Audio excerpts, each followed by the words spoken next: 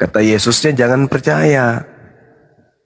Nah, kalau menjadikan Yesus ini sebagai jalan keselamatan, ketika beliau menasihatkan kepada muridnya, jangan kamu percaya bila ada yang berkata Mesias di padang gurun dalam bilik, maka sejatinya murid-murid ini percaya atau tidak percaya, Bang, kepada orang yang mengaku bertemu dengan Mesias? Ya, Bang, menurut saya ya, apa yang saya pahami sesuai dengan apa yang saya baca, saya dengar, tetap ada yang percaya dan ada yang tidak percaya. Kita kembalikan kepada pribadi masing-masing, Bang. Siap. Iya, sejatinya berdasarkan nasihat itu, murid yang setia percaya atau murid yang tidak setia yang percaya. Karena di situ kan perintahnya jelas, jangan percaya. Murid yang setia tidak akan percaya. Kalau saudara mengatakan ada yang percaya, ada yang tidak percaya, berarti yang tidak percaya ini, maksud saya yang mendengarkan Yesus ini untuk tidak percaya, itu mereka yang diselamatkan. Artinya mereka yang tidak disesatkan oleh orang yang mengaku bertemu dengan Mesias.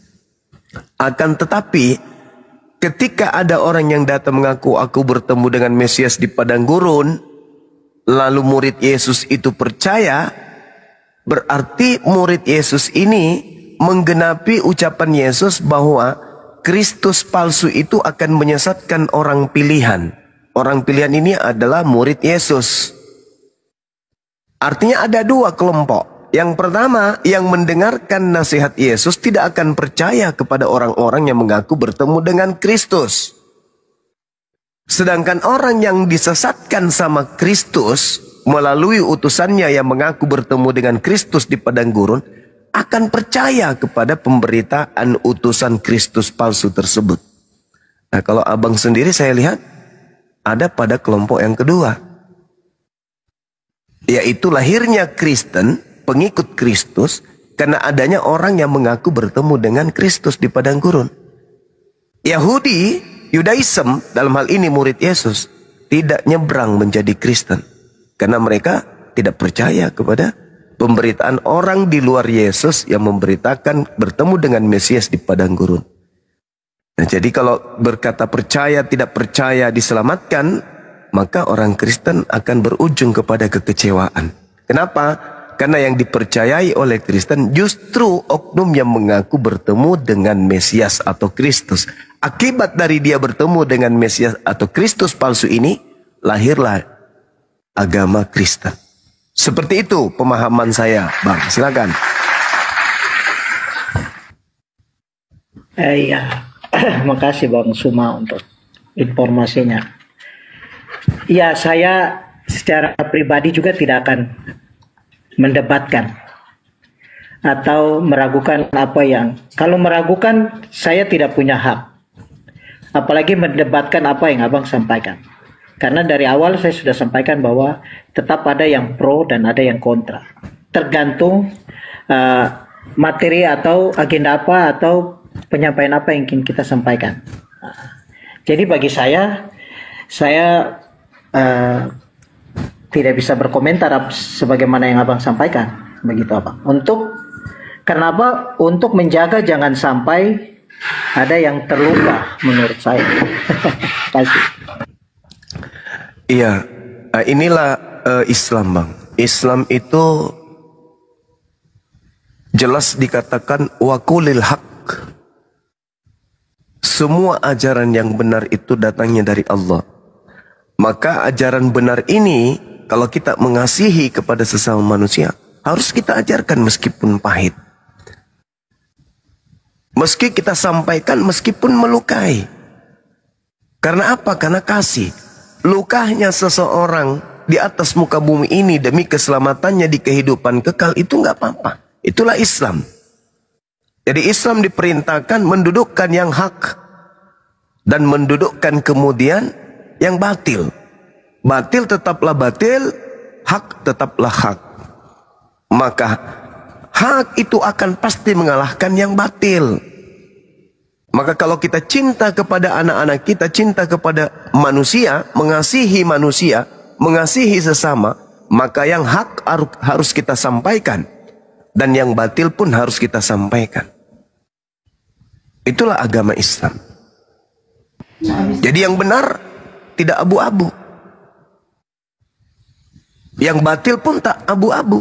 Makanya saya mengatakan kalau saudara Kristen ini percaya kepada pemberitaan Bible dan mendudukkan Yesus di dalamnya sebagai tokoh sentral, maka mustahil mereka akan bertahan di agama Kristen. Kenapa? Bagi orang-orang Yahudi yang disebut Helal bin Zakar atau bintang timur itu adalah Sibilisis. Tapi di ufuk yang berbeda, bintang timur bagi orang Kristen justru Tuhan. Ini fakta, ini real, ini fenomena yang ada. Sebagai umat Islam yang menjadi saksi di antara dua kelompok ini, ya hanya bisa mengatakan ada yang pengikut Helal bin Zakar yang kemudian mencoba untuk menyamai Tuhan, mencoba untuk menyeterai Tuhan, mencoba untuk menyeimbangi Tuhan, mencoba untuk mengkudeta Tuhan. Di dalam kaidah pengajaran Yudaism, mereka menyebutnya Helal bin Zakar atau sang bintang fajar atau sang bintang timur. Tapi hal ini justru menjadi sembahan di Kristen. Ketika ada sosok oknum yang datang, akulah Yesus tunas Daud, sang bintang timur, gilang gemilang. Orang-orang Barat menyambutnya sebagai sembahan. Tapi bagi orang Timur, itu adalah Lucifer, iblis. Nah, kita sebagai orang Indonesia harus menyampaikan yang hak itu hak, batil itu batil. Makanya kembali kepada latar belakang pengajaran Yesus kepada muridnya. Ketika Yesus mengatakan, jika ada orang yang berkata bertemu dengan Mesias, jangan kamu percaya. Dia akan melakukan banyak mukjizat. Sekiranya mungkin akibat dari mukjizat tersebut orang takjub, orang kagum. Sehingga orang-orang yang takjub dan kagum ini akan disesatkan oleh Mesias palsu dan nabinya. Matius 24 nomor 24. Sebab Mesias palsu dan nabi-nabi palsu akan muncul, akan datang. Dan dia akan melakukan banyak mujizat sekiranya mungkin menyesatkan orang-orang pilihan. Kalau orang-orang pilihan saja bisa disesatkan mereka, si Mesias dan nabinya, bagaimana dengan orang awam? Hanya dengan modal kamu dijamin keselamatan, kamu dijamin masuk surga. Begitu mati surga. Hanya dengan modal seperti itu, orang yang lemah akal pasti percaya. Sayangnya Yesus pernah berkata, lebih mudah onta masuk dalam lubang jarum daripada orang kaya masuk surga. Sayangnya Yesus pernah berkata, enyahlah daripadaku kalian semua adalah pembuat kejahatan. Aku tidak mengenal kalian. Siapa mereka ini? Orang yang sampai level makrifat, mengusir setan, bermujizat, bernubuat dengan memakai nama Yesus. Loh, kok marifatnya udah hebat kali, tapi kok diusir? Kenapa? Karena sejatinya mereka melakukan prosesi keagamaan, konsep ketuhanan, konsep kitab suci, konsep kenabian, kerasulan, semua merujuk kepada ajaran Kristus palsu, bukan kepada yang asli. Kalau yang asli, maka cerminannya pasti mengajarkan menjadi seorang yang soleh. Di dalam Ibrani 5 nomor 7, dalam keadaannya sebagai manusia, Yesus telah mempersembahkan doa yang sangat kepada Dia yang sanggup menyelamatkannya dari maut, dan atas kesolehannya doanya dikabulkan. Berarti harus menjadi orang soleh kalau ingin diselamatkan oleh Tuhan. Demikian, silakan.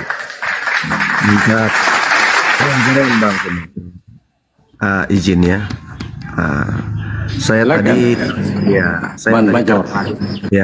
Saya tadi tertarik dengan perkataan Bang Suma bahwa memang Yahudi tidak percaya, walaupun memang dalam hal ini kita sudah keluar dari konteks pembahasan, tapi tidak apa-apa.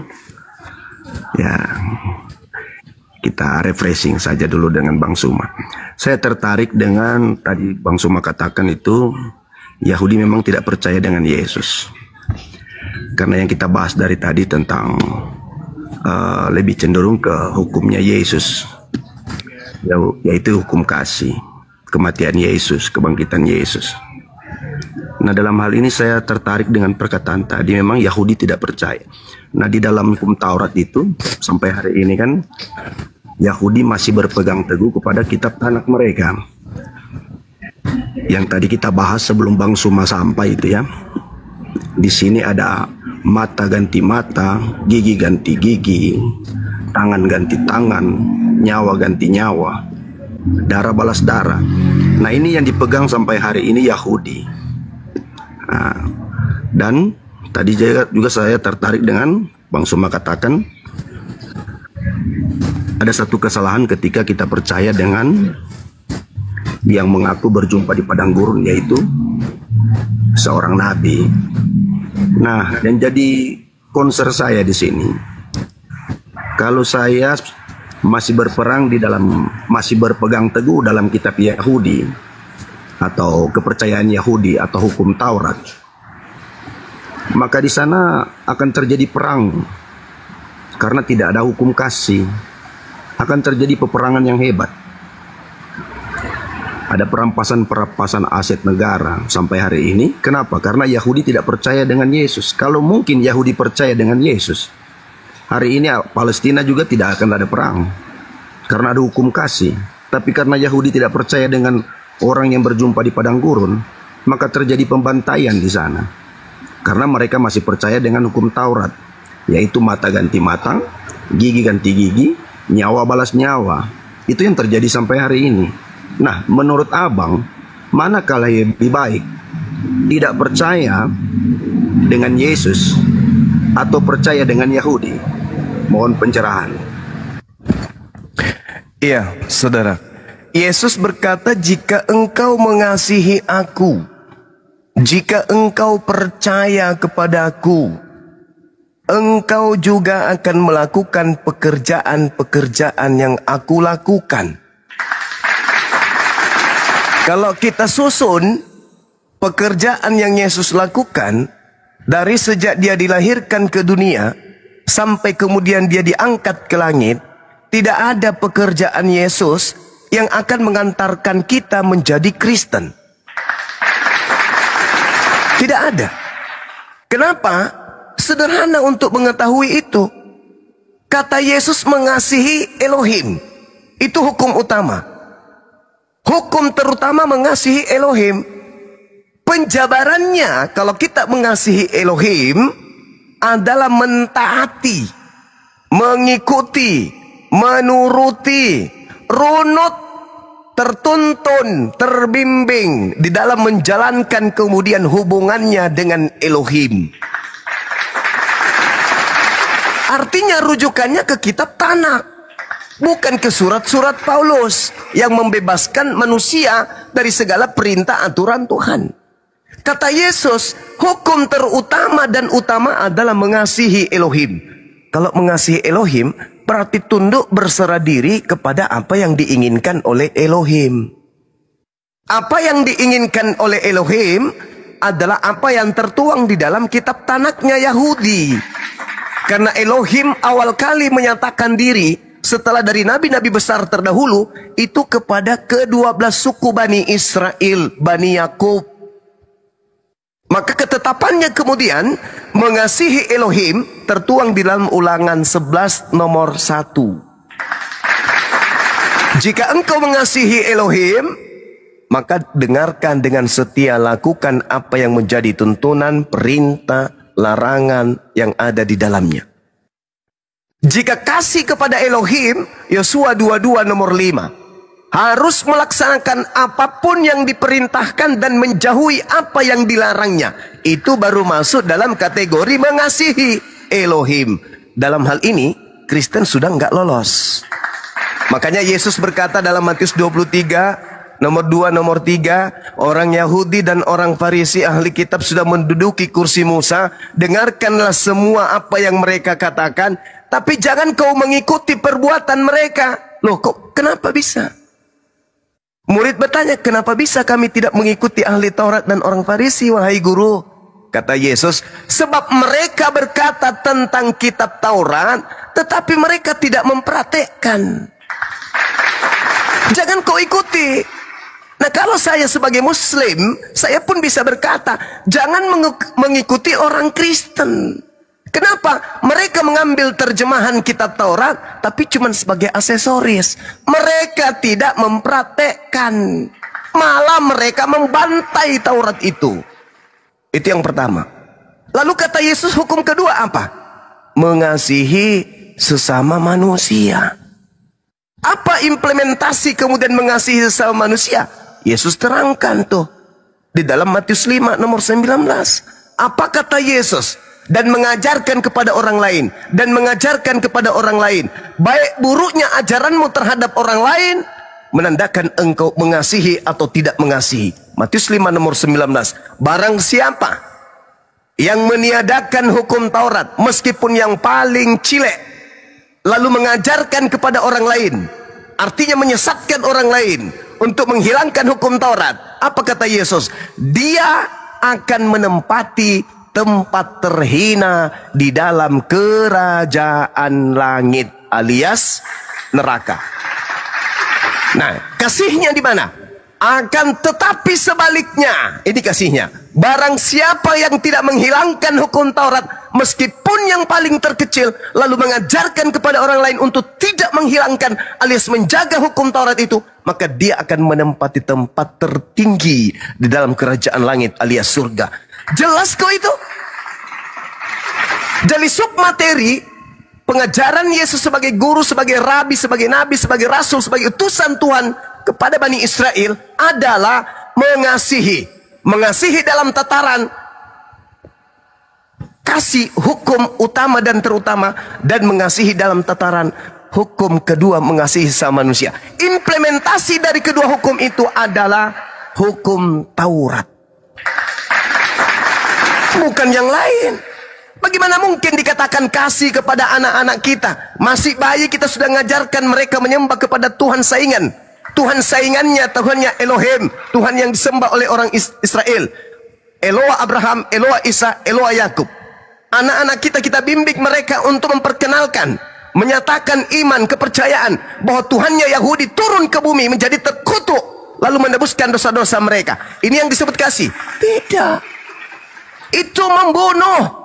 Itu keji terhadap anak keturunan kita. Karena mengajarkan mereka menghilangkan hukum yang datang kepada Bani Israel. Kita ngaku-ngaku pengikutnya, tapi kita menghilangkan itu. Kata Yesus, jangan kau mengikuti ahli Taurat. Jangan kau ikuti orang Farisi. Mereka menteorikan, tapi tidak mempraktekkan. Lah bedanya dengan Kristen apa? Maka kami Islam melihat dari sudut pandang keagamaan, Kristen ini enggak lolos dua-duanya. Tidak mengasihi Tuhan, tidak mengasihi manusia. Tetapi mereka memandang indah pekerjaan-pekerjaan mereka. Seakan-akan mereka ini orang suci, orang kudus. Padahal yang disebut kudus adalah mereka yang taat, runut menjalankan perintah Elohim. Yang dikatakan kudus adalah mereka yang setia menjalankan hukum Elohim, hukum Tanakh, lalu mengajarkan keturunannya pun hal yang sama. Apakah ini terjadi pada orang Kristen? Tidak.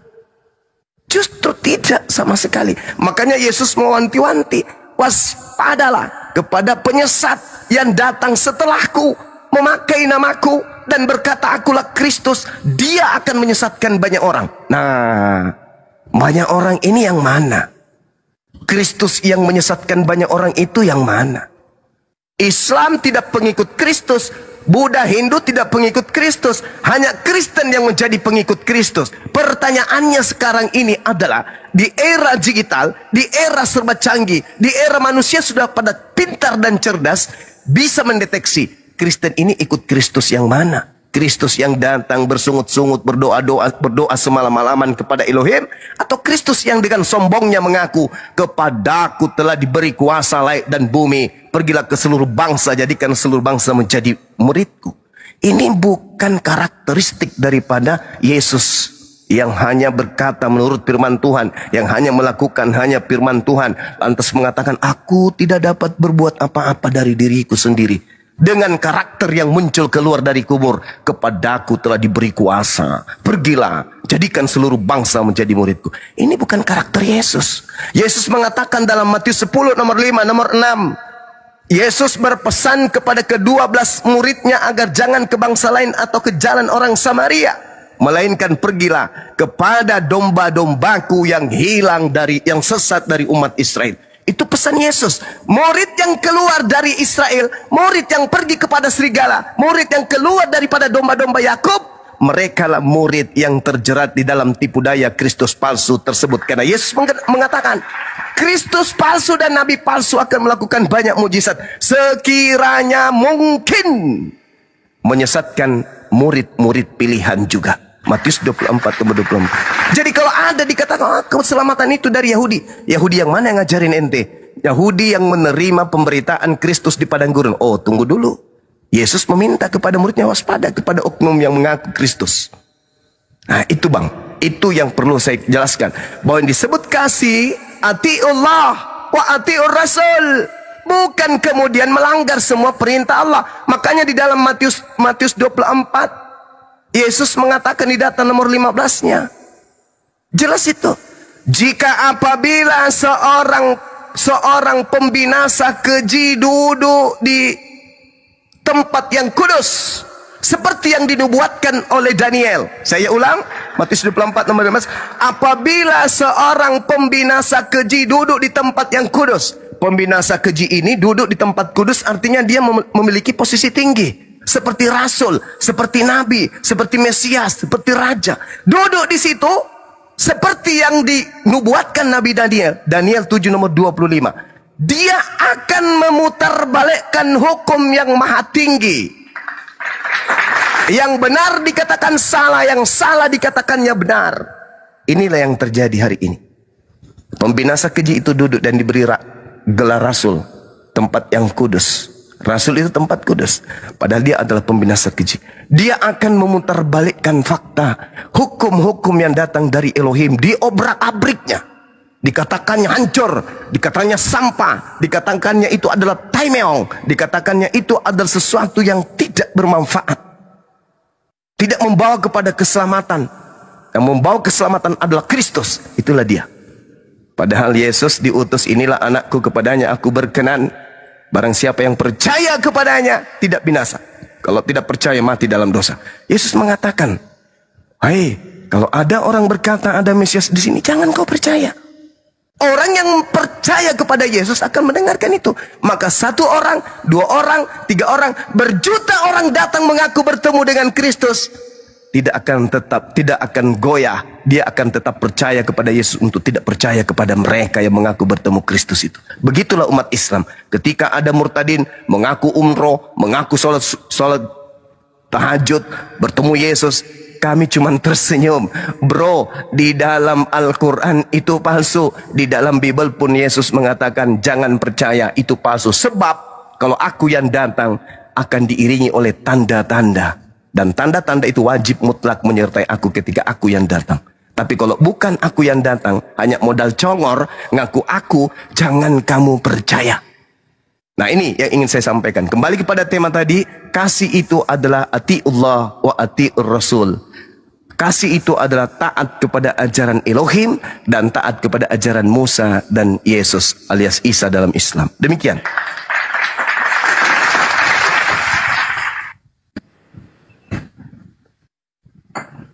Silakan,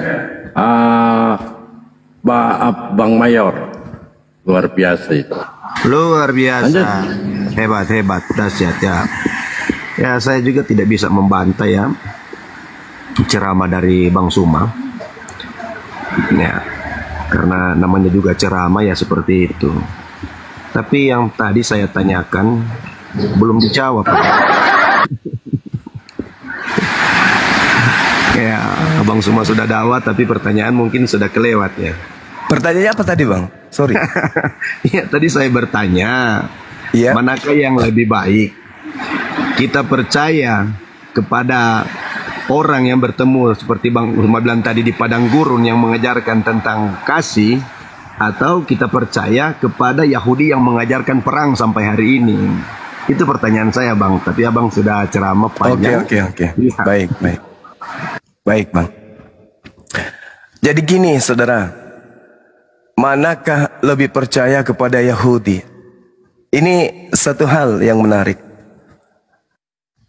Orang-orang Yahudi itu memiliki keyakinan bukan untuk disiarkan. Orang Yahudi diikat oleh tali akidah. Apa itu? Hukum yang datang kepada mereka tidak diperintahkan untuk disampaikan kepada bangsa lain. Hukum yang datang kepada Nabi Musa hanya milik kepunyaan Bani Yakub. Hukum-hukum yang datang kemudian kepada Bani Israel tidak diberikan Elohim kepada bangsa yang lain. Makanya kalau merujuk kepada pengakuan, merujuk kepada hal yang ada di dalam kepercayaan orang Yahudi, mereka perang dan seterusnya, itu Tuhan sudah nubuatkan. Makanya mereka ditinggalkan. Kerajaan Elohim akan diberikan kepada bangsa lain. Israel akan menjadi puing-puing yang ditinggal. Itu yang terjadi, itu hukuman bagi mereka. Bukan masalah percaya mereka harus jadi Yahudi juga, menjadi Israel juga, tidak. Justru apa yang dicerminkan hari ini, upah dari penolakan mereka kepada Yesus. Mereka menanggalkan Mesias yang datang kepada mereka, mengajarkan mereka untuk kembali kepada hukum Taurat. Tapi mereka sombong, mereka angkuh. Maka mereka punya kerajaan dialihkan, diberikan kepada bangsa lain yang menghasilkan buah kerajaan tersebut. Itu ucapan Yesus. Sama di dalam Al-Quran, surah Al-Ma'idah ayat 14 ayat 15. Ya ahlal kitab, qad ja'akum rasuluna yubayyinu lakum. Wahai ahli kitab, kerajaanmu sudah diambil, diberikan kepada seorang rasul yang aku utus kepadamu untuk mengajarkan kepadamu dari banyak hal dari isi kitab yang kalian sembunyikan. Kata Yesus sama. Kerajaan itu akan diambil dan diberikan kepada bangsa lain yang akan menghasilkan buah kerajaan itu. Apa buah kerajaan itu? Memuji, menggaungkan asma pencipta langit dan bumi siang dan malam 24 jam. Berbondong-bondong dari seluruh penjuru bumi datang bersujud di hadapan pencipta langit dan bumi. Itu buah dari kerajaan Elohim.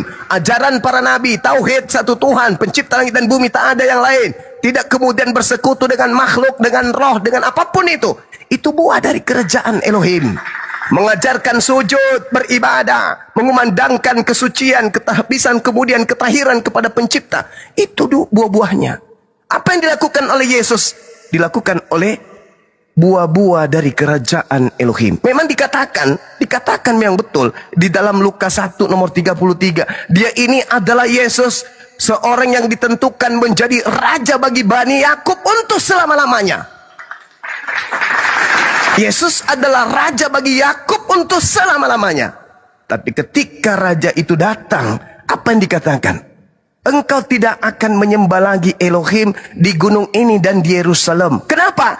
Karena akan diberikan kerajaan ini kepada bangsa lain yang akan menghasilkan buah kerajaan itu. Tongkat estafet kerajaan itu diserahkan dari Bani Ishak ke Bani Ismail, bukan ke Bani yang lain, bukan ke Patikan, bukan. Makanya pola Timur Tengah ketika mereka menjadi bangsa pilihan Elohim, itu tidak bisa dilepaskan. Apa yang dilakukan Nabi Adam, Nabi Abraham, Nabi Yakub, Nabi Nuh, Nabi Musa, Nabi Daud, Nabi Salomo, dan juga Nabi Yesus masih bertumpuh kepada kaidah yang sama, yaitu la ilaha illallah. Tiada Tuhan selain pencipta langit dan bumi, yang kemudian disebut Allah dalam Islam, disebut Hasem dalam tataran pengajaran Yudaism. Dan mereka mengakui nabi-nabi yang datang di antara kelompok-kelompok atau umat-umat masing-masing. Itu fakta, itu real. Sehingga ketika ada terjadi, mana yang Anda percaya? Yerusalem, orang-orang Israel, kami tidak percaya. Kenapa? Mereka adalah keturunan ular beludak. Apa yang mereka rasakan hari ini, itu timbal balik dari apa yang Tuhan katakan dan nubuatkan di dalam Ulangan 1. Bagaimana Tuhan kemudian murka kepada mereka sampai mereka ditinggal. Anda baca Ulangan 1, satu perikop semuanya, dari data nomor 1 sampai selesai, Anda akan menemukan bagaimana Tuhan murka kepada mereka. Sampai ayat 1 sampai ayat 46. Murka semurka-murkanya. Ketika Tuhan mendengar gerutumu, ia menjadi murka dan bersumpah. Tidak seorang pun dari orang ini angkatan jadi akan melihat negeri yang baik, yang dengan sumpah kujanjikan untuk memberikannya kepada nenek moyangmu, kecuali Kaleb bin Yufan. Dialah yang akan melihat negeri itu, dan kepadanya, hanya kepada anak-anaknya akan kuberikan negeri yang diinjakkan kakinya itu. Karena dengan sepenuh hati ia mengikuti Elohim. Sumpah-sumpahnya itu jelas terarah kepada Bani Israel. Anda boleh baca di sana bagaimana Tuhan murka kepada mereka. Inilah perkataan-perkataan yang diucapkan oleh Nabi Musa dan seterusnya dan seterusnya. Tuhan murka, Tuhan marah kepada mereka. Itu jelas itu. Begitu juga dalam Yeremia 23. Bagaimana Tuhan murka kepada mereka. Dirunutkan semuanya. Bahkan kalau Anda melihat dalam Hesekiel 5, Yeskiel 5, nomor 13, nomor 14, nomor 12, Tuhan murka. Sepertiga dari mereka diserahkan ke seluruh penjuru bumi. Tidak disatukan lagi mereka itu. Mereka bangsa yang tegar tengkuk.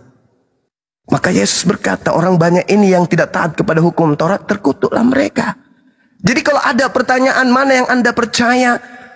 Israel yang sedang peperangan sekarang, atau orang yang menjadi saksi seperti murid-murid Yesus dan seterusnya? Tunggu dulu. Bani Israel didatangkan nabi, didatangkan kitab kepada mereka. Mereka jaga? Enggak. Mereka terima? Enggak juga. Lalu Kristen ini siapa? Dia adalah buah dari kerajaan yang lain.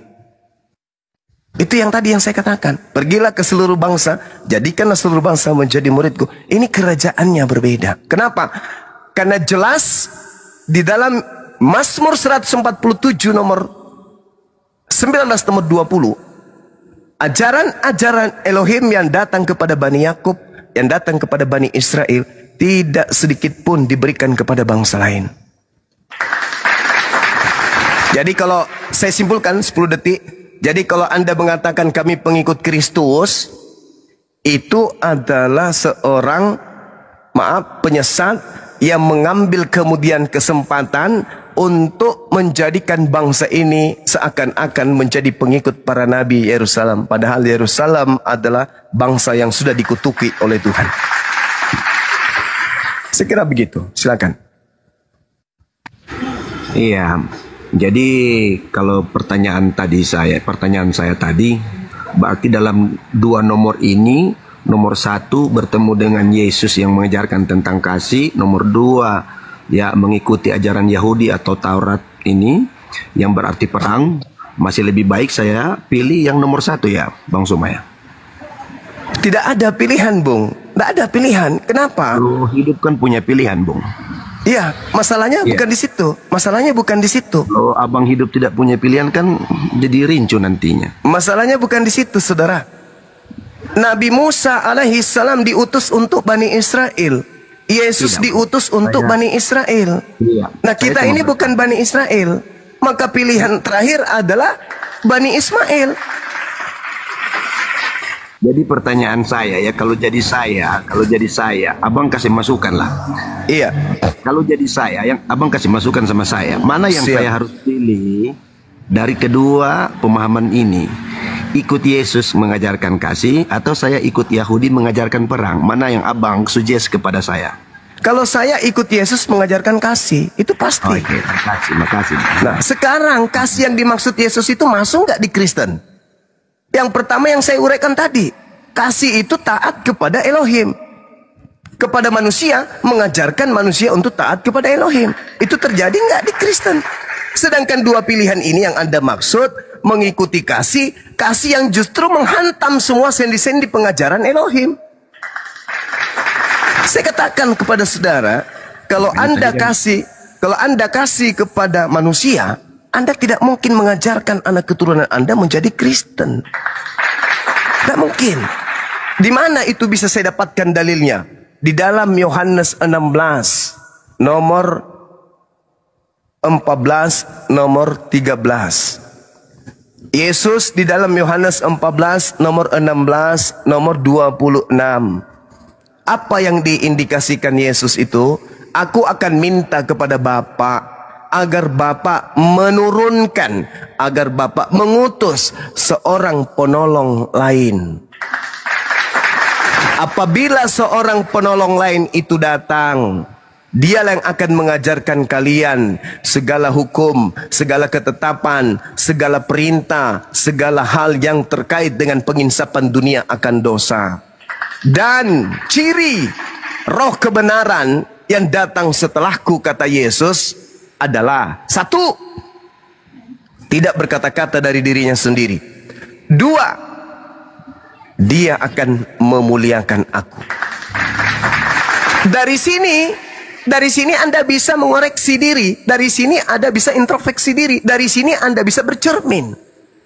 Apakah keyakinan Anda ini keyakinan yang memuliakan Yesus, atau justru menghinakan Yesus seakan-akan memuliakan? Ingat sekali lagi, Yohanes 16 nomor 14, seharusnya dari nomor 7 sampai nomor 16, tapi fokus ke nomor 14-nya dan 15-nya, 13 dan 14-nya. Apa yang dikatakan oleh Yesus? Apabila roh kebenaran itu datang, dia akan memuliakan aku. Dia akan memuliakan aku.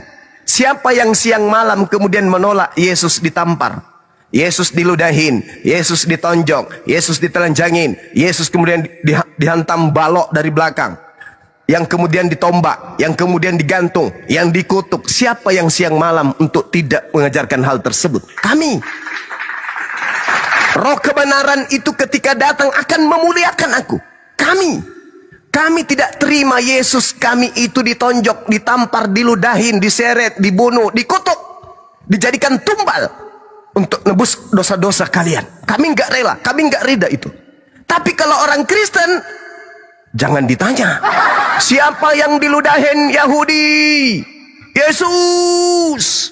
Siapa yang ditonjok? Yesus. Siapa yang ditelanjangin? Yesus. Siapa yang ditampar? Yesus. Siapa yang diseret di tengah orang banyak? Yesus. Yang digantung? Yesus. Yang ditombak? Yesus. Yang dikutuk? Yesus. Yang mati tergantung? Yesus. Itu memuliakan. Anda pada koridor memuliakan. Roh yang ada dalam diri Anda itu roh yang memuliakan Yesus. Padahal ada dua pilihan. Yesus disalibkan atau Yesus diselamatkan. Yesus dikutuk atau Yesus diberkati. Yesus yang jadi pengkhianat atau Yesus yang dikhianati. Sedangkan polanya jelas. Kristus telah menebus kita dari kutuk hukum Taurat dengan jalan menjadi kutuk karena kita, sebab ada tertulis, terkutuklah dia yang digantung di atas tiang salib. Pertanyaannya,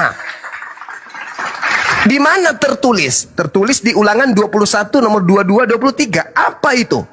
Jika ada seorang yang melakukan dosa yang sepadan dengan hukuman mati. Apakah Yesus melakukan dosa yang sepadan hukuman mati? Tidak. Lalu engkau hukum dia, kau gantung dia, kau salib dia. Jangan kau biarkan mayatnya menyentuh tanah. Sebab orang yang dikutuk oleh Elohim tidak boleh menyentuh tanah yang diwariskan Elohim kepadamu. Pertanyaannya, dosa apa yang Yesus lakukan yang sepadan dengan hukuman mati?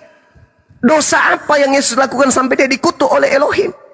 Tidak ada sama sekali.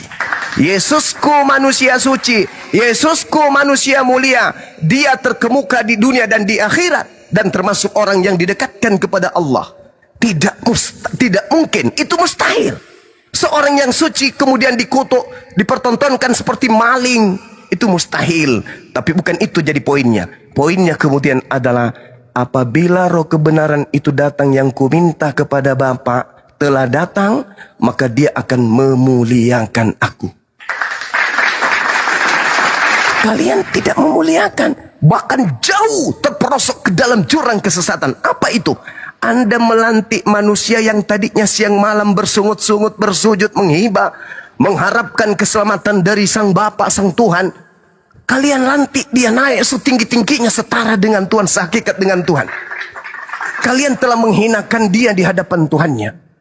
Makanya dia mengatakan, waspada kepada penyesat yang datang dengan pura-pura memakai namaku. Pura-pura memakai gelarku Kristus. Ya. Tapi dia hanya menyesatkan banyak manusia. Jadi coba renungkan kepada saudara, apakah Anda memuliakan Yesus atau justru Anda menghinakan beliau? Silakan. Kalau secara pribadi sih saya yakin saya memuliakan Tuhan saya dengan kehidupan buah-buah roh saya. Jadi mungkin itu secara pribadi ya. Kalau masuk dalam keagamaan ya, saya juga tidak tahu dengan agama Islam apa juga memuliakan Islam. Karena di sisi yang lain juga banyak Islam juga jatuh dalam dosa. Jadi tergantung individu ya Bang ya. Ya, tapi saya berterima kasih atas suggestion dari Bang Suma. Saya ambil nomor 1 lah ya tentang kasih itu. Dan biarlah Galatia 5 ayat 22 ini menjadi pegangan saya tentang buah-buah roh ya. Terima kasih Bang. Oke, itu pertanyaan saya yang pertama. Sungguh luar biasa. Terima kasih atas jawabannya, atas pilihannya. Dan saya juga berterima kasih juga kepada teman-teman. Karena ini hujan keras Bang Suma di sini. Jadi memang agak repot saya. Ya. Siap Bang, siap. Agak repot. Terima kasih ya. Sudah kasih suggestion. Perjumpaan yang baik kita semua. Room ini dari tadi pagi kita semua diberkati dengan informasi-informasi, edukasi yang luar biasa. Jadi intinya ini saya sudah dapat bahwa dengan iman saya, ya saya percaya kepada Yesus. Dengan iman juga Bang Suma, ya terima kasih sudah memberi pencerahan. Implementasinya kayak Bang Suma tadi katakan tentang implementasi yang harus dilakukan. Dan saya percaya biar Galatia 5 ayat 22 ini menjadi berkat untuk saya. Terima kasih Bang Suma. Sama-sama Bung. Sehat selalu Bang untuk pencerahan-pencerahannya. Siap, makasih. Yang luar biasa. Makasih. Ya, dahsyat hebat. Buat Bang Dablo. Bang Dablo kemana ini? Siap. Iya, luar biasa Bang. Iya, dahsyat. Ini kita sudah dari tadi pagi di sini yang Bang Dablo ya. Sama Bang Philip juga, ada Bang Tiger. Masih ada 2 teman saya Kristen juga di sini. Saya mau jemput anak Bang dari sekolah 11:30. Ya. Siap. Nanti ketika balik dari sekolah izin untuk ditarik naik lagi ya Bang ya. Siap. Oke. Buat Bang Filipus dan juga Abang Tiger, selamat bersilaturahmi untuk menambah wawasan dalam narasi beragama. Terima kasih Bang. Terima kasih. Bang Dablo, saya mau loncat atau diturunin? Terserah Bang. Mau pakai turunin aja lah. Siap. Supaya terima kasih Bang ya, sehat-sehat selalu bersama keluarga ya. Datang dijemput, pulang juga diantar. Oke, siap. Yang kayak kamu tadi kan? Siap. Boleh saya gendong Bang Maya? Gendong aja, siap. Ya, silakan Bang Adi atau Bang Filipus. Bang Adi. Iya, salam. Silakan. Ini ada guru kami Bang Suma. Silakan. Mungkin Abang mendengarkan apa yang disampaikan, dijabarkan oleh Bang Suma. Silakan.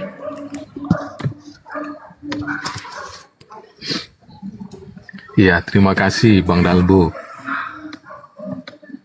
Apa yang disampaikan oleh Bang Juma, pemahamannya berbeda dengan saya.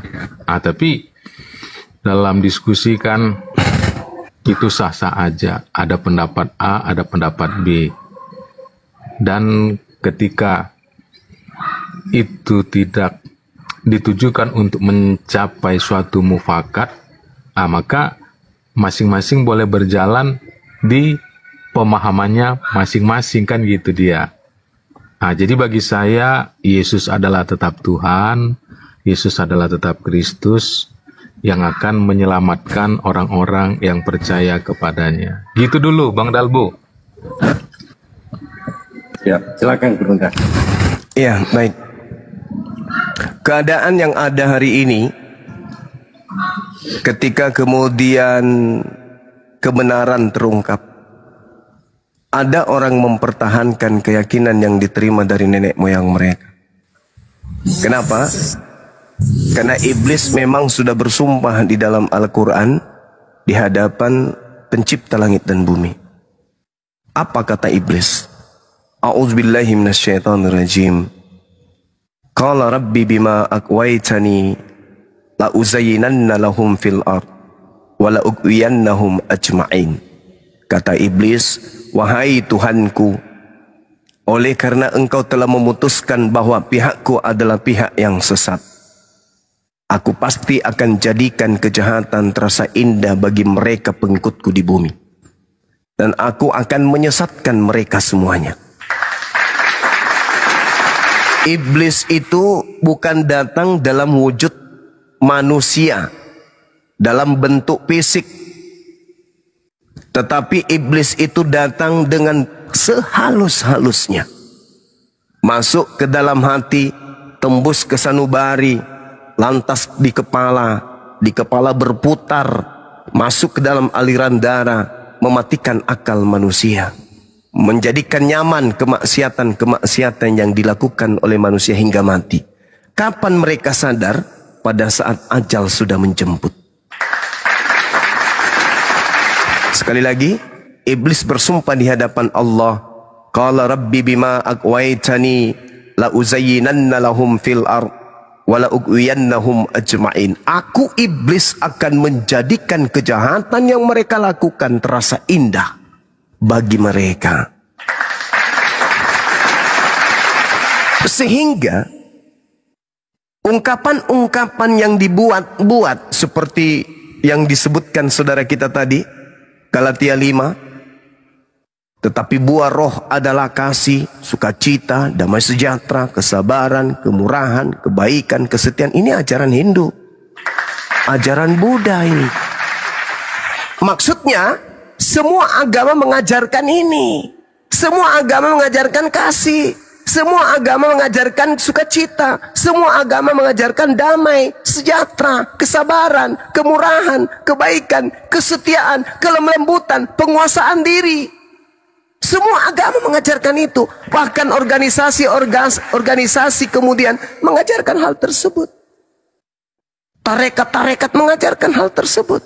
Materi-materi kemudian persekutuan-persekutuan mengajarkan hal tersebut. Bahkan penganut ajaran hitam pun mengajarkan itu. Tapi bukan itu yang dikehendaki. Dalam arti kata bukan itu saja yang dikehendaki oleh Elohim. Elohim mengajarkan hukum. Hukum ini yang mengantarkan kita kasih yang sebenarnya. Hukum ini yang mengajarkan kita damai sejahtera yang sebenarnya. Hukum ini yang mengajarkan kesabaran secara hakiki. Bukan yang dibuat-buat. Sementara kalau kita berbicara Galatia 5 nomor 1, baiklah kita memerdekakan dari kuk penghambaan dan dibebaskan dari aturan-aturan. Jadi seibarat kata saya menganalogikan seorang anak dikasih buku panduan. Wahai anakku, terima buku ini. Buku ini berisi seperti apa engkau harus berlaku dalam hidupmu, hubunganmu kepada Tuhanmu, dan hubunganmu terhadap sesamamu manusia. Ambil buku ini. Nih, baca, pelajari, praktekkan. Anak itu kemudian mengambil. Dibacanya sedikit. Terlalu teori ini. Buang. Habis itu anak ini duduk bersemedi. Tenangkan diri, berlipat kaki, kemudian senyum kemana-mana. Hai saudara-saudaraku, kami dari ini datang untuk memberikan kemudian bantuan, bermanis-manis ria, tapi meninggalkan buku panduan. Buku panduannya mengatakan jangan makan babi, kuduskan hari Sabat, jangan ada ilah lain di hadapanku, sunatkan dirimu. Itu mah teori. Yang penting aku baik-baik aja, yang penting aku sabar, aku baik, aku setia, aku murah hati, aku sukacita, aku kasih. Udah selesai. Ini mah teori. Teori kerah. Kasih itu tadi saya sudah jelaskan. Ulangan 11 nomor 1, Yosua 22 nomor 5, Matius 5 nomor 19, Lukas 16 nomor 17, Matius 5 nomor 20. Jika hidup keagamaanmu tidak lebih baik dari ahli Taurat, kamu tidak akan masuk ke dalam surga. Jadi dengan congor bermanis, muka tersenyum, bibir lebar sampai kuping pun percuma. Yesus ditanya, Guru, ya paman, apa yang harus aku lakukan supaya aku masuk surga? Supaya aku hidup kekal? Matius 19. Apakah ada dijawab di situ? Kasih, sukacita, damai sejahtera. Enggak. Semua yang disebutkan ini dalam Galatia 5 nomor 22, kucing pun bisa mempraktekkannya. Tapi yang dimaksud oleh Yesus apa? Jangan ada ilah lain di hadapanmu, jangan ada pembunuhan, jangan mengingini orang lain, jangan bersaksi dusta. Semua adalah implementasi rukun yang harus diadakan kalau mau selamat. Ada hukum-hukum yang wajib dilaksanakan kalau mau selamat. Bukan cuma sabar, bukan cuma baik doang, bukan cuma berlembut doang, menguasai diri doang, enggak. Ada syariat. Contoh misalnya, ketika Tuhan marah di dalam kitabnya Yahudi Yehezkiel 44 nomor 9. Ada kemudian dosamu yang lalu-lalu telah aku lupakan, tetapi ada kesalahanmu satu yang sangat menyakitkan hatiku. Apa itu? Engkau memasukkan orang-orang tidak bersunat ke dalam bait suciku. Itulah kelakuanmu yang tidak bisa aku maafkan, kata Tuhan. Jadi syariat itu ada, hukum-hukum itu ada. Bukan cuma saenake dhewe, kasih, sukacita, damai sejahtera. Bukan cuma kayak gitu, itu mah teori. Semua orang bisa mempraktekkan itu. Tapi yang dimaksud kasih adalah implementasi, dedikasi kita, loyalitas kita, kemudian di dalam tunduk berserah diri, ikhlas kepada aturan mainnya Tuhan. Itu. Sekarang kalau Tuhan mengatakan, jangan makan babi, itu perintah Tuhan. Ah, untuk apa tidak makan babi tapi ganas, kurang ajar, suka mencuri dan segala macam. Lebih baik saya makan babi tapi saya baik, sopan. Oh, bukan begitu polanya. Itu artinya Anda lebih menuhankan diri Anda daripada Tuhan. Tuhan sudah memberikan penggarisan, jangan makan babi ya tunduk. Kenapa malaikat disebut iblis? Kenapa malaikat itu kemudian jadi iblis? Kenapa?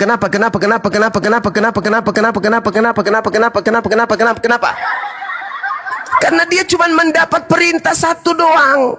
Wahai malaikat, ya Tuhan, sujudlah kamu kepada Adam.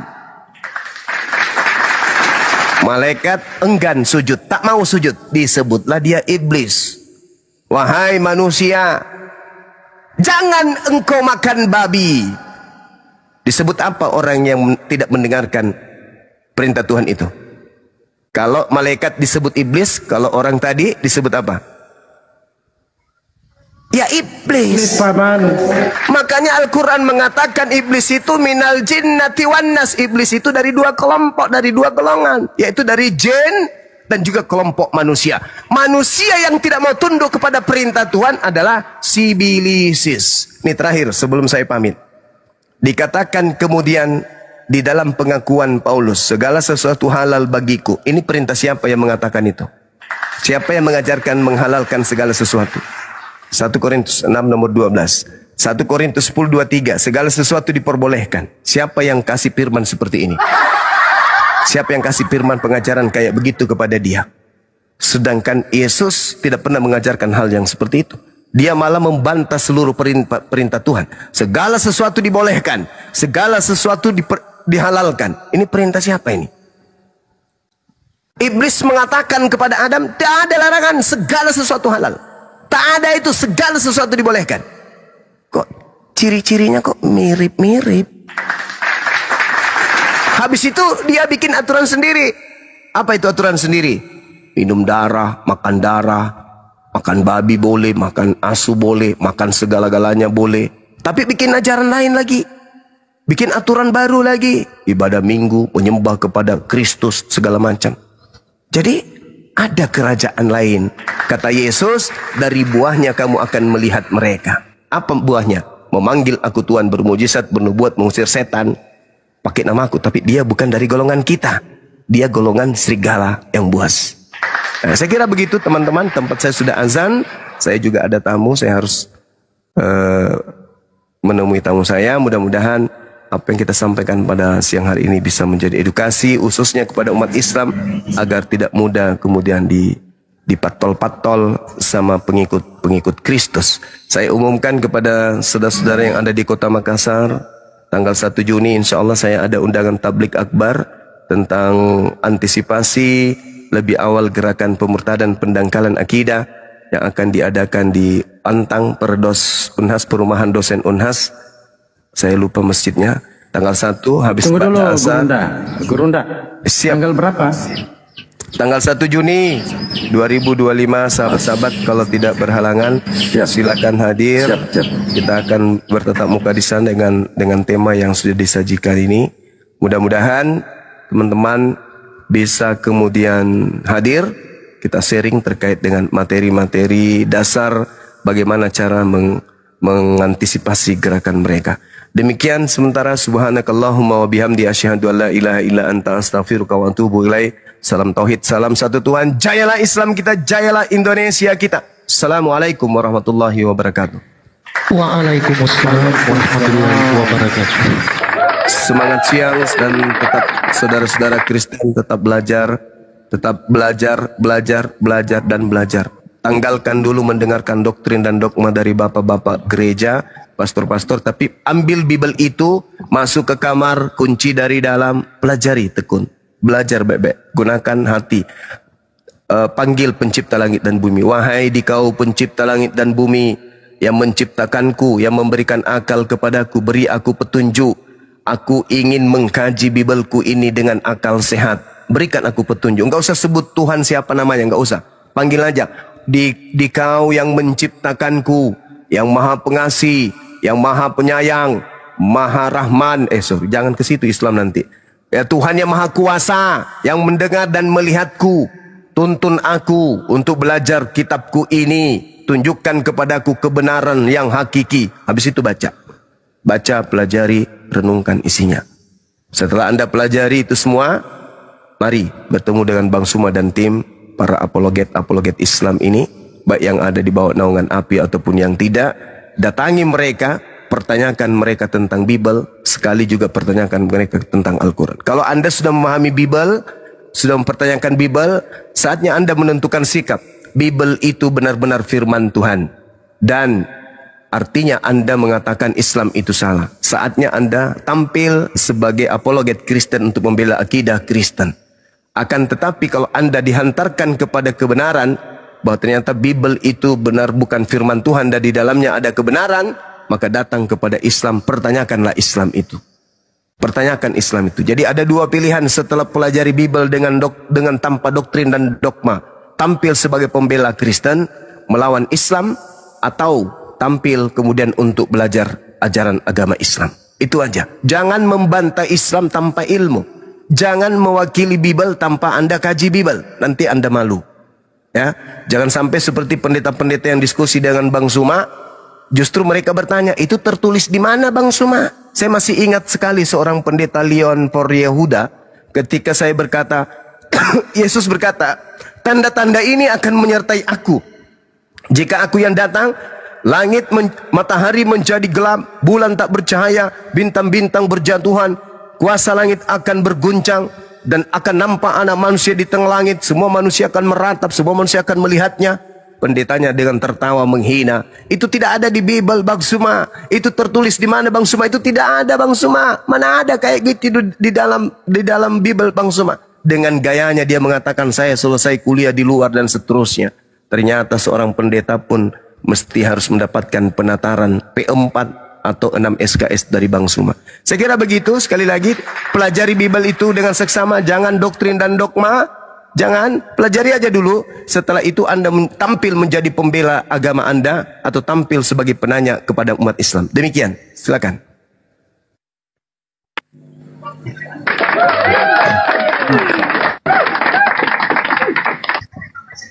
Gampang Andi. Ya, terima kasih untuk Bang Juma ya kan atas penjelasan dan pemahaman-pemahaman yang diberikannya. Tetapi saya hanya berkata kepada Bang Juma seperti Bang Juma katakan, semoga Bang Juma juga boleh tetap berseru kepada Tuhan yang menjadikan langit dan bumi untuk meminta karunia-karunia supaya memahami Bible lagi dengan lebih baik dan benar. Gitu aja sih Bang Dalbo, Tuhan memberkati.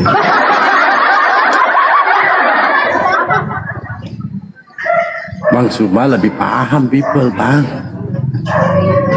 Iya. Sudah Iya lebih. kan saya menyarankan apa yang disarankan Bang Juma aja, Bang Dalbo. Ya kan supaya Lebih paham, apa yang Bibel. disarankan itu ya kita sama-sama kerjakan, kita sama-sama mendapat kebenaran. Kan gitu aja, enggak. Oh, betul. Ada saya salahkan kan Bang Dalbo? Enggak ada, betul. Tapi penyampaian Bang Suma itu tadi, kira-kira apa yang Anda ambil di situ poinnya? Atau ada yang tidak disepakati mau dibantah? Atau yang dinarasikan tadi Bang Suma itu semuanya itu kebenaran? Untuk gimana nih pandangan saudara Bang Adi? Iya, terima kasih Bang Dalbo. Ya kalau bagi saya ya kan, saya kurang sepemahaman dengan Bang Juma, ya kan. Tapi ya seperti aku bilang tadi, ya dalam diskusi yang tidak mencari mufakat, ya kan, berarti kita boleh mempunyai pemahaman masing-masing kan gitu dia Bang Dalbo. Bang Juma boleh memahami Alkitab seperti itu, dan saya boleh memahami Alkitab di luar pemahaman Bang Juma kan. Tapi Bang Suma rujukannya kan di Bible, Bang. Nah, sedangkan Iya. Pak Adi ini rujukannya di mana? Iya, di Bible juga lah Bang Dalbo. Ini dia. Kan yang dibahas tadi Bang Suma itu jelas tercatat semua di Bible. Layak nggak Yesus ini dijadikan sesembahan, Pak? Pak Ya, Dalbo, Yesus sendiri kan- sebelum lanjut, ini minta di follow ya, akun Dewa sampai 1000 Silakan, aja. silakan. Ini baru 500. Silakan. Iwan Pilah, minta tolong dibantu ya, akun Dewa. Ini baru 500 pengikut, sampai 1000 lah, sampai 1000 follower. Ya, supaya bisa tampil. Mau tampil apa kau, Pak? Katanya bisa tampil. Mau tampil apa lagi? Tampil beda pokoknya. Oh, tampil beda. Kalau Padahal Adi ini udah nggak bisa Pak Dalbo. Dia dari awal aja udah statement, pokoknya Yesus Tuhan, udah selesai kalau Wah. seperti itu. Sudah tidak Oh, bisa lagi itu yang namanya toh. dibenerin. Iya. itu tuh dalilnya. Pokoknya Yesus Tuhan, selesai udah. Apalagi dia ahli bahasa roh. Pokoknya joget. Itu.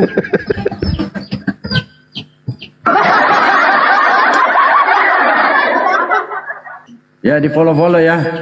Akun Bandewa semualah. Bang Dalbo.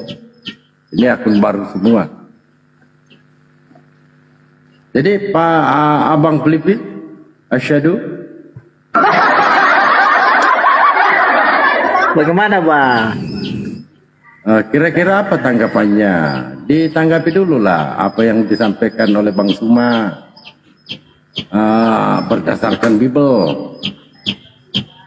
Kira-kira sepakat nggak atau mau membantai si Bible? Sebenarnya karena ini room diskusi, jadi tetap ada yang punya konsep berbeda dengan apa yang kita punya konsep. Tetapi kita pada dasarnya kan saling mengisi. Tidak etis juga kalau di hadapan banyak teman-teman saya mengkomplain Bang Suma, padahal kan kita tidak pada posisi debat yang harus saya mengeluarkan statement saya dan Bang dibantah, atau Bang Suma mengeluarkan statement Bang Suma dan saya bantah. Tapi ya karena memang kita ada di room sini dan diberikan pencerahan kepada Bang Suma, oleh Bang Suma, bagi saya itu haknya Bang Suma dalam memahami. Demikian juga saya juga punya pemahaman yang ada referensinya. Tetapi kalau referensi itu dipandang keliru, ya itu kan dari masing-masing kita. Toh kita kan tidak mencari sesuatu yang si A yang benar, si B yang salah atau bergantian. Tapi kan kita diskusi, kecuali abang bilang kita debat, oke, kita fight. begitu. Makasih Bang. Kan referensi itu kan ada rujukannya Bangku. Apa yang disampaikan dinarasikan oleh Bang Suma kan rujukannya ke di Bible. Ya enggak? Iya. Memang rujukannya yang disampaikan di Bible. Kan saya selalu bilang sama Abang, kalau Bible saya tidak bisa membantah. Tetapi kan diterima. Disampaikan waktu orang menyampaikan ada yang mungkin dia sampaikan keliru yang tidak sama dengan pemahaman saya. Dan saya juga tidak bisa menabrak dia karena kan kita berdiskusi. Kecuali kita berdebat. Oke, itu berbeda. Begitu Bang. Oh iya, kan diskusi debat itu artinya kita berargumen berdasarkan data. Jadi poinnya ini Abang Filipi ini sepakat dengan apa yang dinarasikan oleh Bang Suma. Sepakat kan? Ada beberapa yang saya tidak sepakat. Yang mana itu? Itu yang kami tunggu Abangku, itu yang kami tunggu. Yang mana yang tidak sepakat? Ya karena Bang, kita mulai masuk ini ya, langsung dibahas ini. Atau langsung lah. Yang mana yang tidak disepakati? Bang Dalbo, mau langsung masuk atau gimana? Langsung tidur aja. Langsung masuk lah. Yang mana yang tidak disepakati? Sorry ada telepon. Mungkin bom-bomnya. Kalau bom-bom yang telepon, blokir aja dia.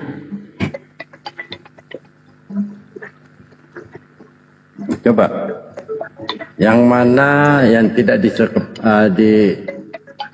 disepakati dari narasi Bang Suma? Yang mana? Nanti Bang Dewa bengkokkan.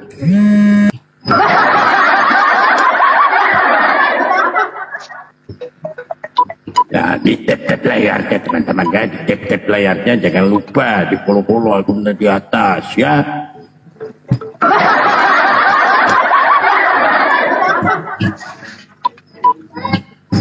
Yang nelpon siapa sih kawan? Iya, teman-teman audio di bawah tolong kiranya di follow ya akun Dewa Guru kita ya, sambilan menunggu selesainya Bang Ribus menelpon mungkin gitu ya Pak Dalbo. Silakan teman-teman, minimal 1000 ya. Ayo.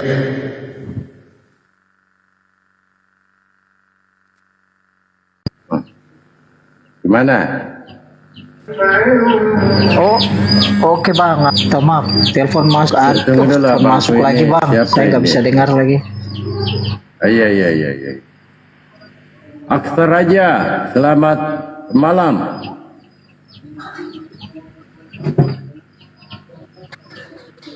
Aksar Raja, selamat malam. Bang ini minta dari tadi minta naik, nggak mau bicara. Ya kenapa?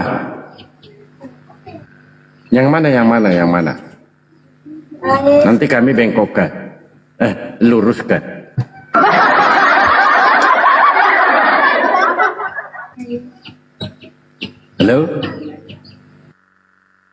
Halo, yang mana Bang? Iya Bang, aduh minta maaf. Saya nggak dengar apa yang Abang ngomong karena telepon masuk saya nggak ngangkat, jadi saya biarkan aja. Iya, bagaimana Bang? Biarkan aja dulu. Jadi itu yang nelpon siapa sih? Bom. Wah, ngapain? Jadi teman-teman Kristen ini sesama Kristen nggak saling ini ya komunikasi enggak? Kalau komunikasi pasti, tapi tidak harus lebay kayak gini toh Bang. Saya contoh saya dengan Bang Suma, Bang Dewa, Terapi, Bro Edwin dan teman-teman lain kami sering komunikasi. Gimana kabarnya Bang? Assalamualaikum. Kalau kalian enggak, tidak ya? Ya pasti lah Bang. makanya saya tanya yang nelpon siapa sih, Bombong? Bukan, teman. Oh, AWW apa Pak Bobo? Bombom, Pak Bombom mungkin lagi pelayanan gak Pak? Dia lagi dilayani. Saya nggak tahu Bang. Abang lebih tahu kalau Abang tanya saya lagi. Dia yang dilayani.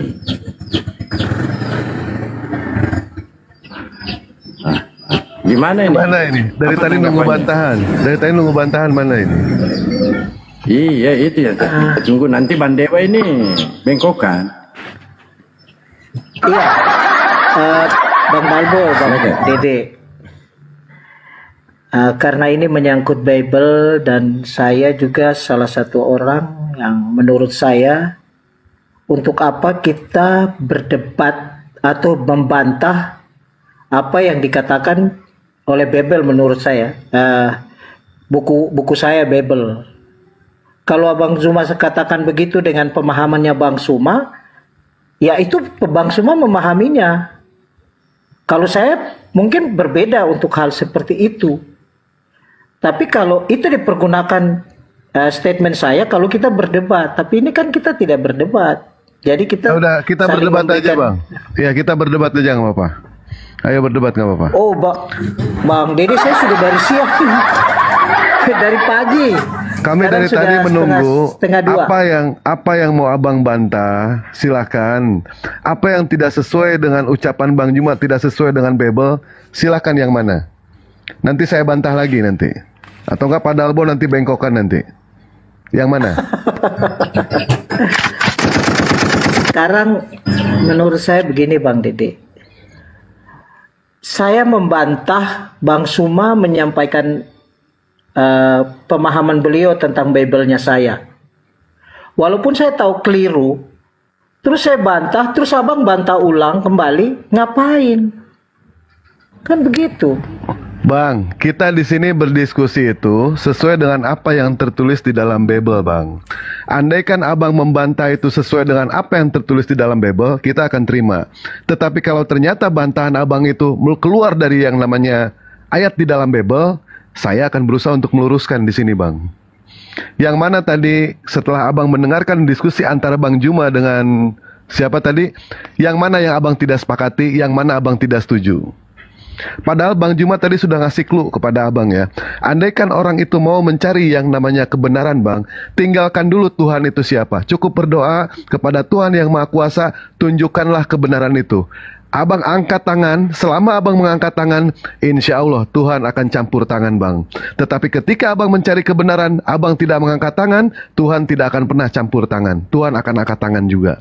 Nah sekarang, yang mana yang Abang tidak setuju dari pernyataan Bang Juma yang tidak sesuai dengan apa yang tertulis di dalam Bible? Kita berdebat, nggak apa-apa, ayo. Dari tadi kan Abang diskusi, kita bukan berdebat, saya tantang sekarang berdebat aja, ayo. Yang mana? Ayat yang mana? Kalau cuma tertawa saya bisa Bang. Aduh. Saya bisa Bang tertawa dong. Bang. Ya, jadi begini Bang.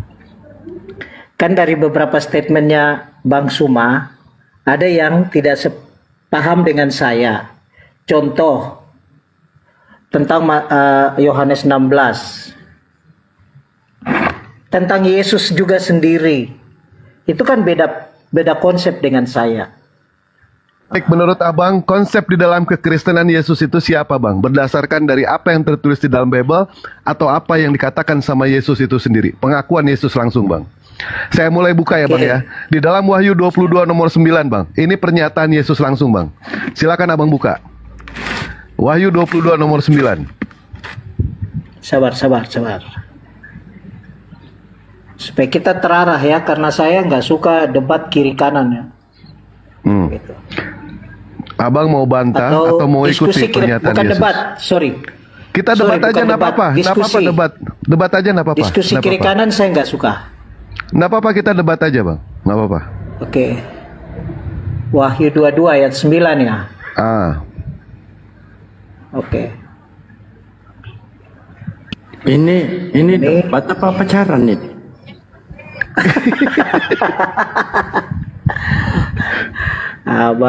Bang Dalwo.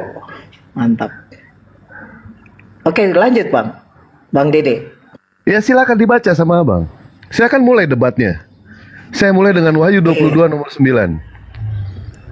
Tetapi ia berkata kepadaku, jangan berbuat demikian, aku adalah hamba, sama seperti engkau dan saudara-saudaramu, para nabi dan semua mereka yang menuruti segala perkataan kitab ini, sembahlah Allah. Nah, berdasarkan dari apa yang tertulis di dalam Wahyu 22 nomor 9, ini pengakuan Yesus langsung kalau beliau adalah seorang hamba sama seperti kita. Malah di situ dikatakan Yesus memerintahkan untuk menyembah kepada Allah saja. Silakan Bang, menurut Abang posisi Yesus di situ siapa? Apakah Yesus Tuhan ataukah Yesus seorang hamba? Pada konteks ini, Yesus menyampaikan bahwa dirinya hamba. Saya tidak membantah soal itu.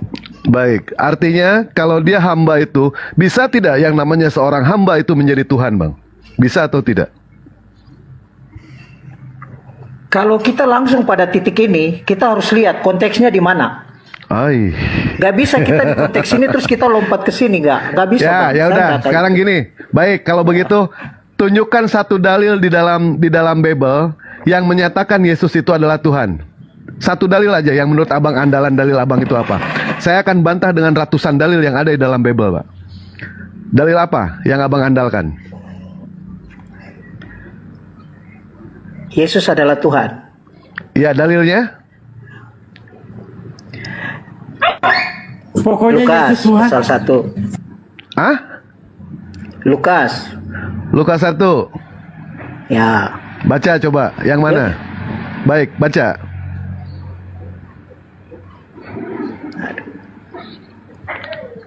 Sabar Bang.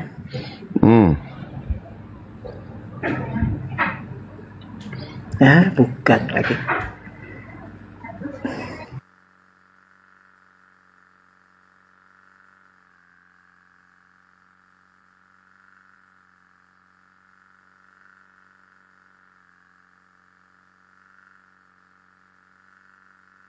Pasal 2, Pak. Eli kok lama sekali, Pak? Lukas 1 pasal 2 ayat 11. Lukas 2. 1. Tadi Lukas abang 2. bilang Lukas 1. Sorry. Baik, Lukas 2. Hari ini telah lahir itu, Bang. Ya. Baik. Abang percaya yang dilahirkan sama Bunda Maria itu Tuhan atau manusia, Bang? Manusia. Nah, kenapa di situ abang percaya kalau yang dilahirkan adalah Tuhan? Sementara berdasarkan kita ya, sebagai manusia yang punya akal, Bang, diciptakan oleh Tuhan memiliki yang namanya akal. Tidak mungkin yang namanya manusia itu melahirkan Tuhan. Manusia melahirkan manusia, monyet melahirkan monyet, gogog melahirkan gogog. Ini hal yang tidak mungkin apabila yang namanya manusia itu melahirkan Tuhan. Sementara ketika abang membaca di ayat 22-nya, Bang, di situ Yesus diserahkan kepada Tuhan, Bang. Dan ketika genap waktu pentahiran, menurut hukum Taurat Musa, mereka membawa dia ke Yerusalem untuk menyerahkannya kepada Tuhan. Mungkin tidak, Bang, ada Tuhan diserahkan kepada Tuhan. Mungkin tidak, Bang, ada manusia melahirkan yang namanya Tuhan. Kita di sini mengajak abang berpikir ya, Bang, ya. Oh, ada Uni Ripa ini. Oke, Assalamualaikum Uni Ripa. Uni. Baik, Abang. Syik di sini, Bang. Waalaikumsalam. Siap. Silakan, Bang. Mungkin tidak menurut abang ada manusia ada manusia melahirkan yang namanya Tuhan. Ada Tuhan membutuhkan yang namanya rahim dari manusia. Mungkin tidak, Bang? Kalau menggunakan kata mungkin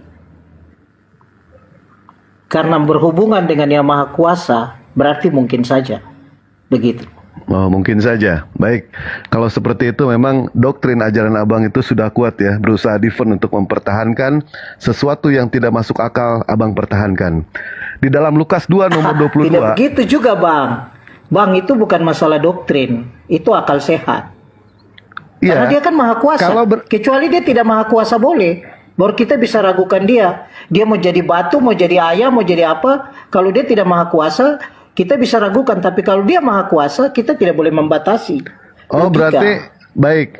Abang berarti kita sepakat ya, kita tidak boleh membatasi yang namanya Tuhan. Jadi apapun apapun bisa Tuhan lakukan sesuai di dalam Lukas 1 nomor 37. Tidak ada yang mustahil bagi Tuhan. Ketika abang mengatakan dia maha kuasa, bisa berubah menjadi batu. Kira-kira menurut abang, bisa nggak Tuhan abang berubah menjadi sendal jepit, bang?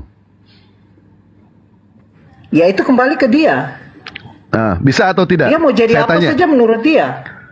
Baik, menurut abang bisa atau tidak Tuhan jadi sandal jepit, bang? Kalau Tuhan menjadi sandal jepit dan itu kemauannya Tuhan sendiri, saya nggak bisa bilang tidak. Bisa atau tidak menurut abang? Bisa berarti ya, Tuhan menjadi sandal jepit, bang ya? Kan tidak ada yang tidak mungkin bagi Tuhan. Betul ya? Apapun yang dikehendaki pasti bisa. Baik, Gitu. bisa Mau tidak dijadikan yang apa namanya bisa. Tuhan, bisa tidak yang namanya Tuhan itu ingkar janji, bang? Oh, kalau dia tidak mungkin ingkar janji. Loh, katanya Dia itu jangan Allah yang membatasi setia. Tuhan. Berarti abang membatasi Tuhan kalau seperti itu. Dasarnya apa abang bilang konsep saya seperti itu? Kan abang mengatakan tidak ada sesuatu yang mustahil bagi Tuhan. Sedangkan di dalam ajaran agama Islam, yang namanya Tuhan itu pasti ada yang mustahil, bang. Ada yang mustahil dilakukan oleh Tuhan, walaupun Tuhan itu bisa, gitu kan. Nah, ketika abang mengatakan tidak ada yang namanya mustahil bagi Tuhan, saya tanya, bisa nggak Tuhan itu ingkar janji, bang? Mau pakai konsep yang mana? Konsep Islam Bebas, atau Kristen? bebas. Kristen. Kalau konsep Kristen, kalau apa yang dia mau pasti bisa. Baik, Karena berarti nggak ada Tuhan mustahil bagi dia. Baik, berarti Tuhan bisa ingkar janji menurut abang ya? Ya kalau memang konteksnya begitu ya bisa, tetapi kan saya tidak tahu. Bukan tidak tahu, bang. Kita sekarang sepakati dulu, bisa atau tidak menurut abang Tuhan itu ingkar janji di dalam kekristenan? Karena Tuhan yang di dalam kekristenan itu adalah setia dan adil, dia nggak Saya nggak mungkin nanya ingkar itu, janji. bang. Saya nggak nanya itu. Baik, menurut abang Iya. tidak mungkin terjadi. Berarti ada hal yang mustahil bagi Tuhan, bang ya? Betul, bang? Oh tidak ada. Nah, tadi saya mengatakan bisa atau tidak Tuhan itu ingkar janji? Menurut apa yang saya pahami, dia tidak bisa ingkar janji.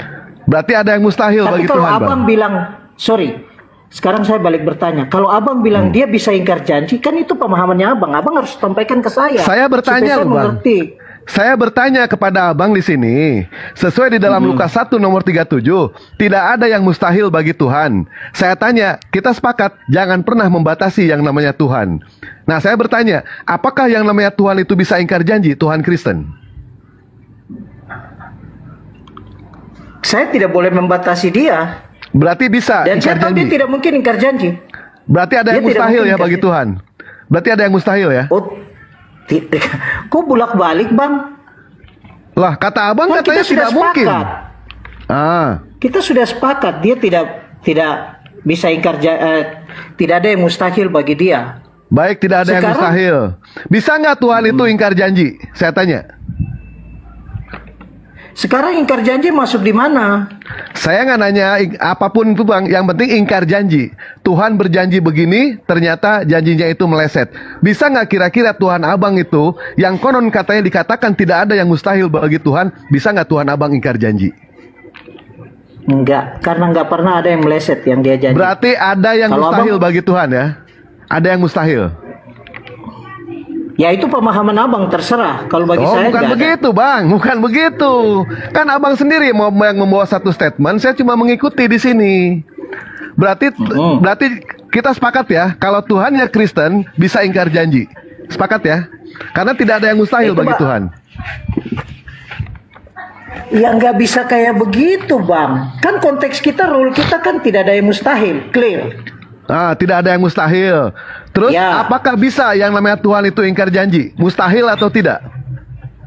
Iya karena dia maha kuasa ya tidak mungkin Saya bang. tanya, Saya tidak nggak perlu mungkin. jawab.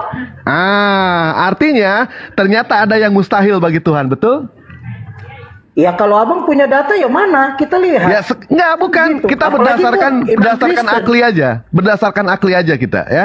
Oh enggak bisa. Tuhan abang Enggak, bisa enggak. ingkar janji atau tidak? Apakah mustahil?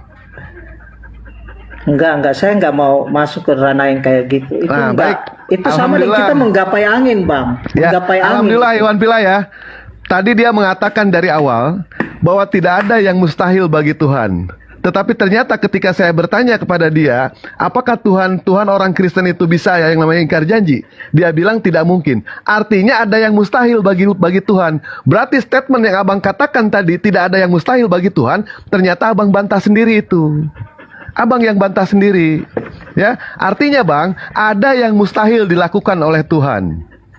Nah, di dalam contoh ya bang ya. Apa sih yang namanya Tuhan itu kan memberikan yang namanya memberikan satu statement di dalam Bible yang mengatakan di dalam Maliaki 3 nomor 6 bahwasanya aku Tuhan tidak akan pernah yang namanya berubah.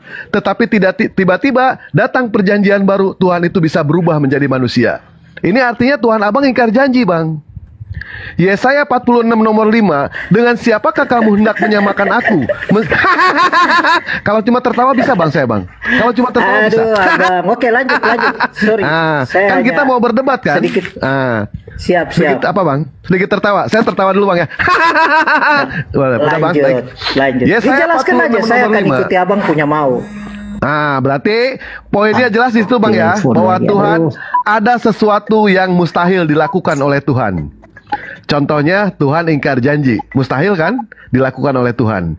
Kalau misalkan Tuhan bisa melakukan apa saja, bisa nggak Tuhan itu mati bang?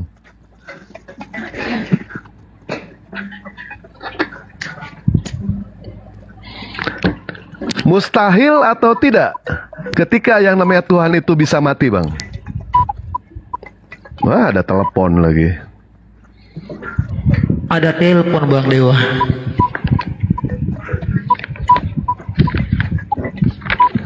Iya, Bang Dewa, inilah dari iman Kristen memang sulit untuk dipatahkan ya.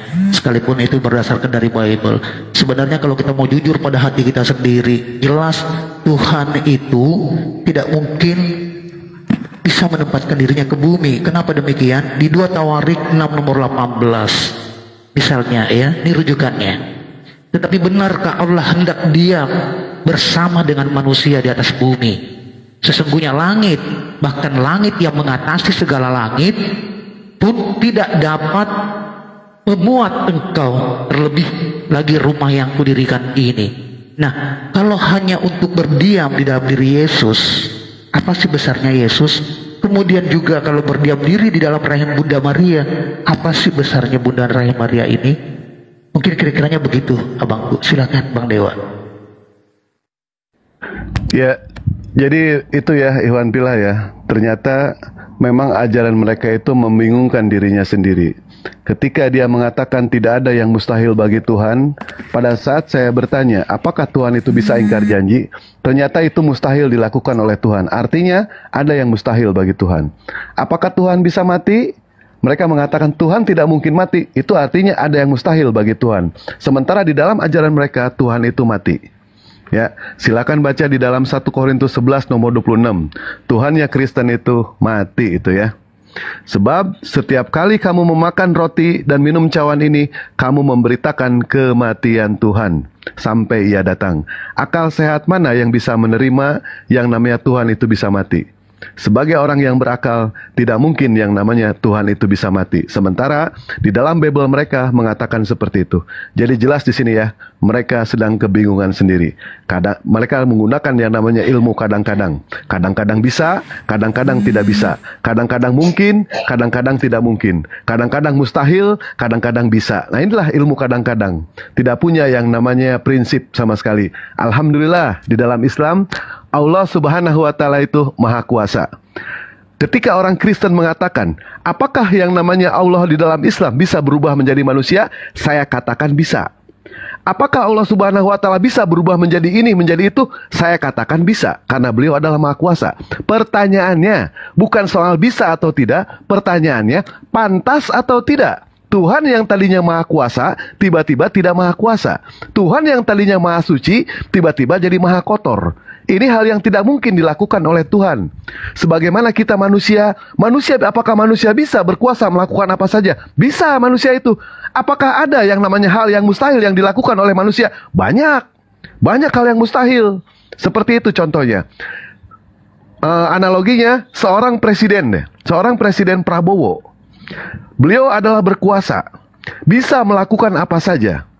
Apakah Presiden Prabowo itu bisa ketika yang namanya di rapat, menghadiri yang namanya rapat paripurna, dihadiri oleh ribuan orang, bahkan ditonton oleh jutaan orang, bisa tidak Presiden Prabowo itu tidak menggunakan baju, tidak menggunakan celana pada saat dia menghadiri rapat? Bisa.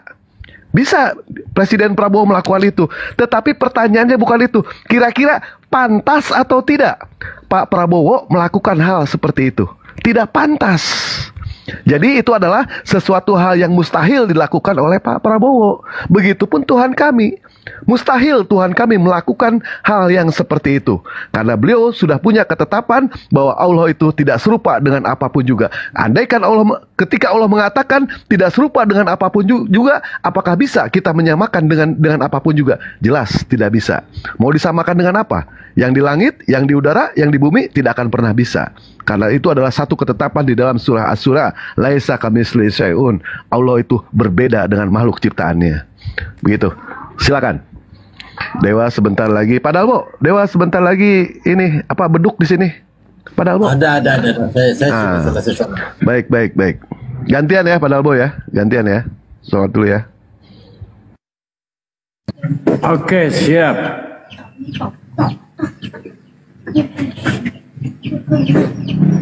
Murid-muridku yang aku kasihi, selamat datang kembali Pak Pipi. Halo, ya bro, pagi. Halo. Aduh Bang Dede, minta maaf. Teman telepon terus ini Bang. Izin. Ya, diangkat dulu teleponnya ya. Siapa tahu mau bagi-bagi duit kayak apa kayak, atau mau pinjam 100.